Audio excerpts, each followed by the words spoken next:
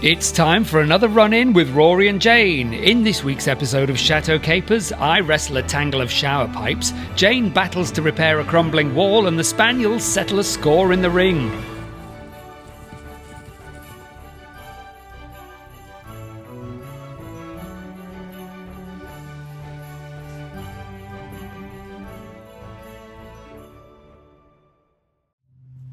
Everyone needs a hobby. Mine is taking off in an aeroplane I don't intend to land in.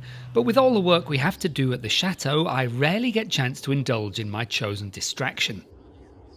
I took the day off for my birthday. Happy birthday, me. But it meant we had one fewer day to meet our deadline. And boy, were we on a deadline. What's so deadliney about this deadline anyway? I hear you ask, for some reason in a high-pitched northeastern accent. Well, Channel 4's Chateau DIY was sending a crew in 7 days to get an update on the laundry room renovation, and progress had been a little slower than anticipated, in part due to the heat of the summer. Excuses aside, they were expecting to film a shower tray being installed, which meant removing the floor tiles in the rest of the shower room area, building a stud wall and finagling the pipes into their proper places.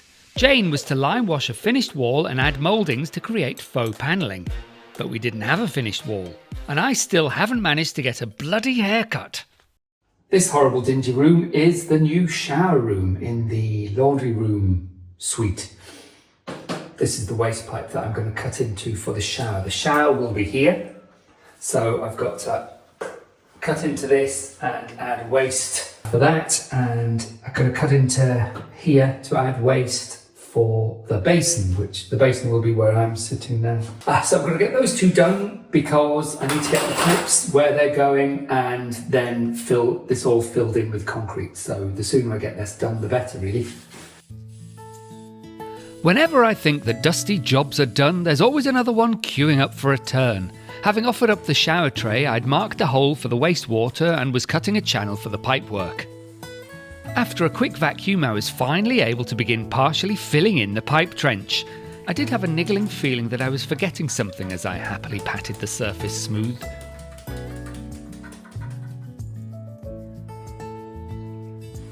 Miscommunication seems to be a theme for this week.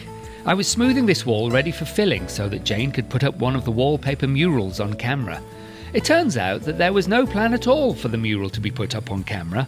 She only plans to work on the lower half of the wall. I was misguided in thinking just how much work I could get done and how much the camera crew would actually want to film. On the Channel 4 TV show, they never use sped-up footage or time-lapse. Here on Chateau Capers, we have no such qualms. Anyway, looking back, I'm not entirely sure why I was adding the lime render bonding coat to this wall on this day. There was no way I'd have it all finished with the top coat in time, and there was no chance Jane would be able to add mouldings to 3 sections of wall in one day, on camera. But still, here I am merrily slapping it on. Hello, you caught me at it. I'm just doing a bit of filling. I thought I'd have a go, and I mixed up the stuff and I'm whacking it in. So yeah, I've just started. That hole's gone well, and that was a really deep hole, but yeah, I'm whacking some in. So I don't know how much I can fit in here without letting it dry first, because I think it might need to be done like, have 2 goes. So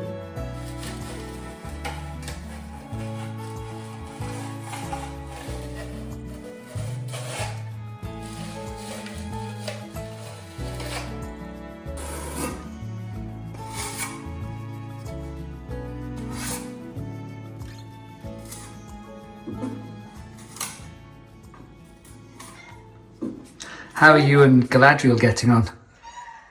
well, she has mostly been rolling around in dust. Okay, good. That's been her main job. And Arwen? She's also been rolling around in dust and also looking pretty. She's showing the black and white tiles. Oh, yes. In good, What have you been up to? Well, I've done both sides of the door. Please, I've tidied those up. And I have done this side of the door as well. I figured you were probably going to do lime across the front, but I did that side, took off the plaster that was loose. And then I've started to do this. You'll shortly need another coat, but filling in that crumbly plaster stuff there. So yeah, I'm pleased. What I like about that stuff is it doesn't fall off when you don't want it to. It stays on your palette knife, and yeah, quite pleased. Well done. Welcome to the Spaniel Wrestling Federation's inaugural match here at Chateau de Pican, and boy do we have a grudge match for you.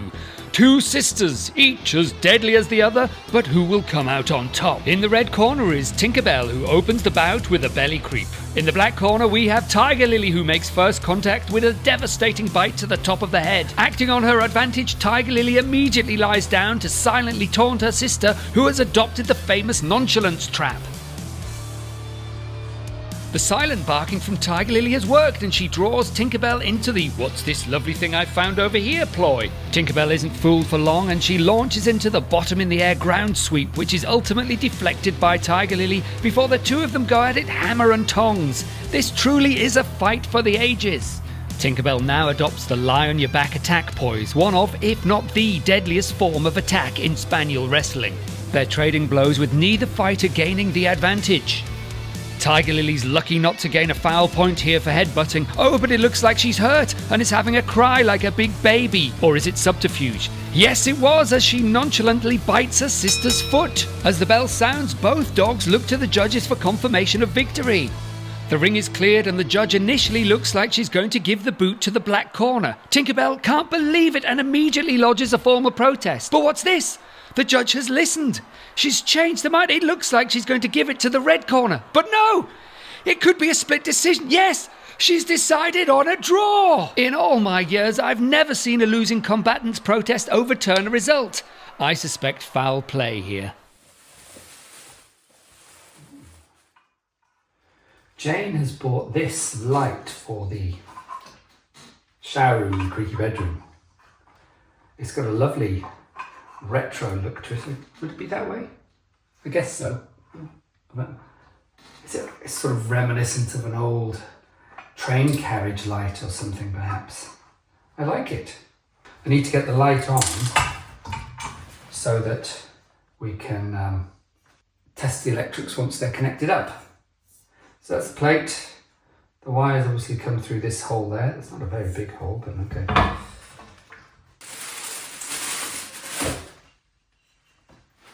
I guess this is a diffuser.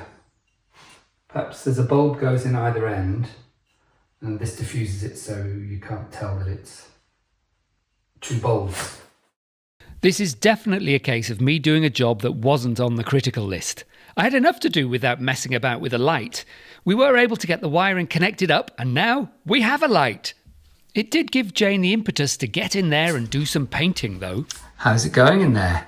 I've just finished. So the second coat has gone on over the undercoat for the panelling. So basically that's ready for all the moulding panels to go on. Ah, well done. So it really feels like the panelled wall is coming together. And this light is absolutely gorgeous. It is. It's quite yellowy in there. It's a bit yellowy, yeah. Maybe we do need a different bulb, do you think? Yeah, we can change the bulbs. But if you come in and have a look, it's really pretty. I think it's perfect in that space. It really works with the style we've got going. It's got an Art Deco feel to it. Fills the space nicely. What do you think, Claudia? Yeah, she's in favour as well. Yeah. Back in March, lovely Gav and Lynn set about redistributing our grassy knoll into the basis of a new flower bed opposite the swimming pool. You may notice that Rory has short hair because Lynn is a fabulous hairdresser and she trimmed his locks. In fact, this is the last time it was cut. Just last night, someone asked him, "And how is Scooby-Doo?" He is increasingly indistinguishable from Shaggy.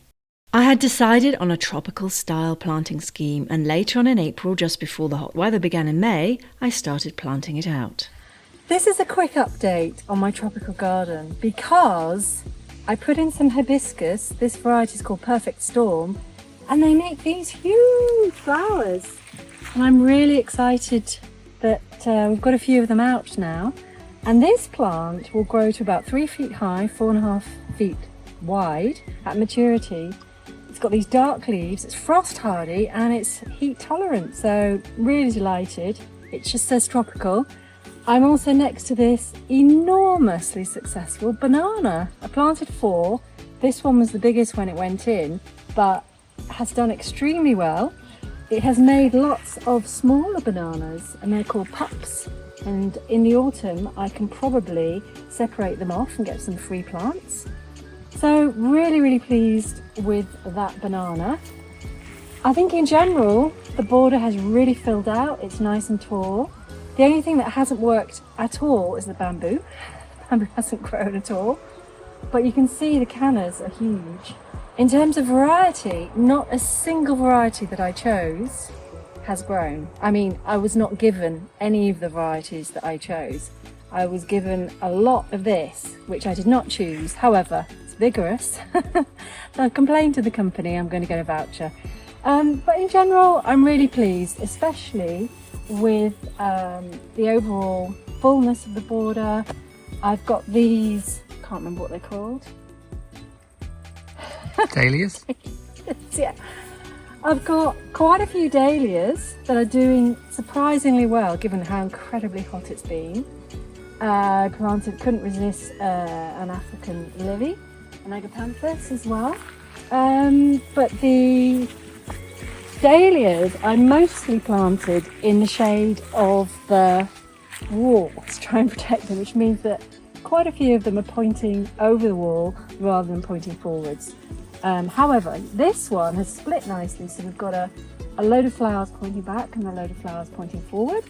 This one similarly, quite a few flowers coming forward, and that one there. So yeah, overall, really pleased. It does give a tropical feel. Well, I got all this glued in today, and then we were discussing what the next stages are, Jane and I, when it became clear that we were both working with different ideas of the layout. So I'd been working with the idea and the understanding that the sink was going here, the basin was going here. So you stand there, looking this way. Jane, however, wants it here. So it's standing there looking this way, which means I've put the waste pipe in the wrong place. So if I'd had this, because I've got this at a 45 degree to make it easy to come this way, if I'd had it coming straight up, that would have been more or less exactly where I wanted it. Or I could have put this a bit further along and had it exactly right. Anyway, if I'd known, it would have been different. But now I'm going to have to cut an elbow onto there and bring it along here a little bit and up. It's not the end of the world. It's just mean that there's going to be a bit of a convoluted run for the waste pipe. But there you go. Never mind. Poor Rory. I had assumed for months that the basin would go along the back wall, so we carried out a forensic investigation into what went wrong. Rory and Jane's last design image looked like this, which is what Rory was working to. Mysteriously, the measurements in this drawing were incorrect.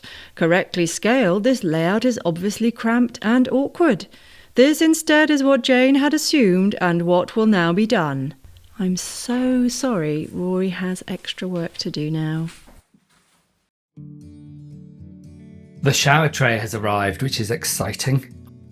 And it's on the floor down there. And it fits. It's going to be tight, but it fits. So today I would like to build, because I've got to build out the wall here for the shower pipes are going there, and this wall is going to remain breathable, which means ripping off all the tiles that are on the wall still here so that the wall can breathe properly. So that's another messy job. That's what I'm going to try and get done this morning. Initially we were going to stud out this whole wall all the way across. We've decided against that because it would mean that this whole wall becomes sort of unbreathable again, and that's not what we want. So there'll be that one section that is a slightly closed environment that we'll make provision for, but it does mean that I now have a hot pipe that has to come along this wall to the basin and a cold pipe that has to come along this wall for the shower. And it was all going to be in stud work, and now the stud work's not going to be here, which means I've got to get it inside the wall. If we knew what we were doing initially, I'd have made provision for, and I could have put them both in the floor, which I've now concreted. So there we go. Problems arising through miscommunication and lack of clear planning, and etc. etc. It's our fault ultimately. So I'm going to start ripping this off, make a terrible mess, and tidy up again. When Rory removed the tiles from this wall, the corner edge crumbled away along with its edging strip, which had rusted through, so the corner needed to be rebuilt. Did a cardboard template first, and this is slightly different. It's basically the same shape again, but just slightly different for the next section, making our sandwich of plasterboard. I'm putting some glue on these bits of plasterboard to make a sandwich to go into this corner of the wall to fix it.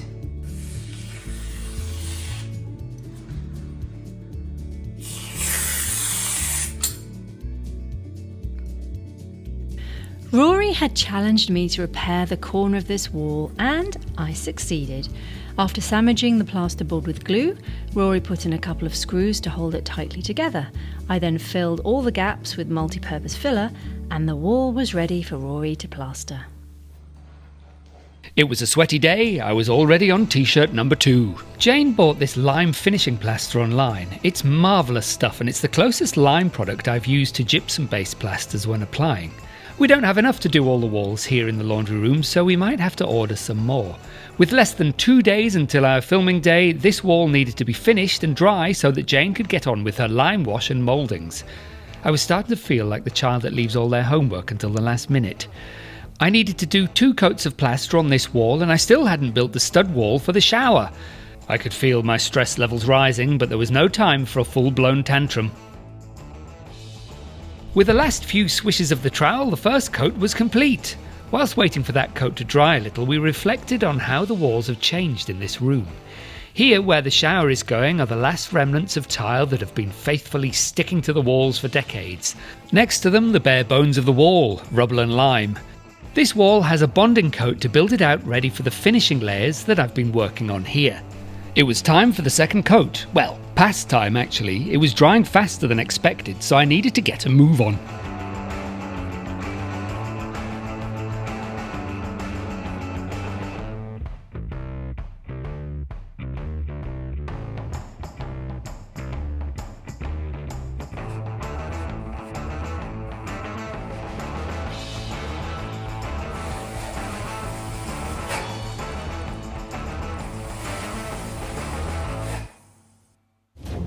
I was desperate to get the stud wall in place so that the next day I'd have enough time to finish the first fixed plumbing and fill in the pipe channels in the floor. I was tired. I just wanted to sit down, eat enough food to feel Christmas dinner full and watch some TV. But the simple pleasures would have to wait.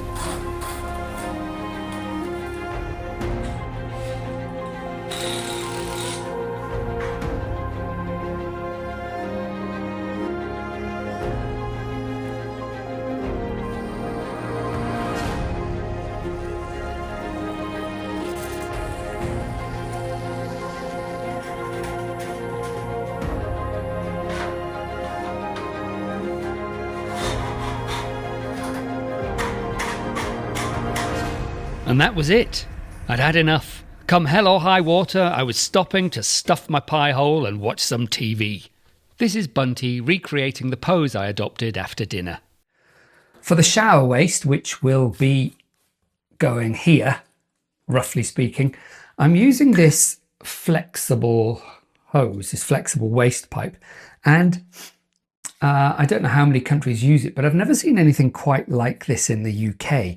And it's really quite good because it means they're great for if you're working under floors and you've got to dodge around tight spaces when you're retrofitting something. So I think it's smashing, and it's just solvent weld, so it glue fits straight into the end like that. And that gives me the flexibility I'll need so that when it's mostly concreted in, I'll still have a little bit of wiggle to get it exactly where I want it for the waist to fit properly.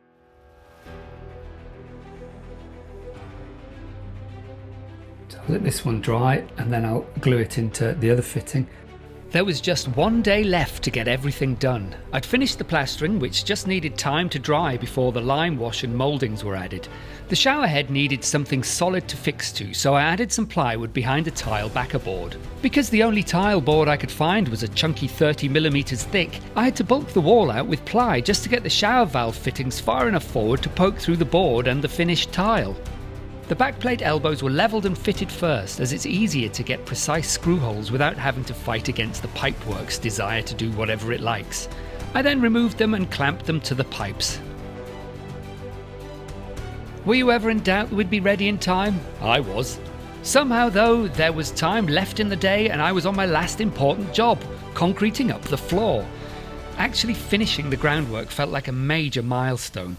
We were ready in time. Tomorrow I'd be able to fit the shower tray and complete the shower wall, and Jane would be able to work on the wall mouldings. The last thing I did was to make the best adjustment I could to bring the base and waste pipe back towards the wall. Job, as they say, done. Thank you for watching. If you've enjoyed the video, please like it. If you're sitting on the fence, please hit that subscribe button, and we'll see you next time.